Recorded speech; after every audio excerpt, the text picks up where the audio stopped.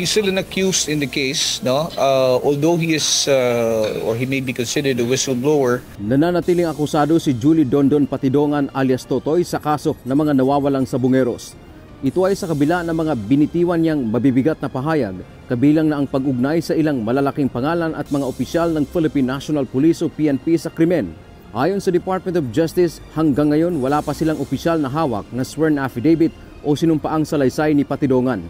Dagdag pa ni State Prosecutor General Richard Anthony Fadulion, kailangang formal na manumpa ni alias Totoy para magamit ang kanyang mga pahayag sa mga inihaing reklamo o kaso. Kailangan din anyang idaan ang kanyang mga pahayag sa pagsusuri. As of this time, no, all the things that have been disclosed are still being subject of validation and evaluation by the law enforcement authorities. Samantala, tiniyak din ng DOJ na handa silang makipag-usap sa mga pamilya ng missing sabungeros na umatras na sa kaso. Sa dalawang kaso na naisampa sa Laguna at Maynila, lahat ng complainant ay umatras na.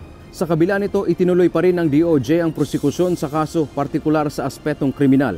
May impormasyon anya silang nakuha na handang makipagtulungan ng mga pamilya na umatras, bagamat wala pa namang formal na lumapit sa kanila. Walang makakapigil sa kanila na magbalik, o kung may gusto sila na tawag nito, maging bahagi ulit ng kaso. Pero of course, that may be viewed with some siguro pag-iingat din kasi andyan na yung punto na nakipag-ayos sila. Kasama sa akusado si alias Totoy sa kasong naisampa sa Maynila, pero nabigyan ito ng pansamantalang kalayaan matapos makapagpiyansa kasama ng 5 pang kapwa mga akusado. Hindi naman hawak ng DOJ ang case build-up kaugnay ng pagkakadawit ng negosyanteng si Charlie Atong Ang sa kaso ng missing sabungeros.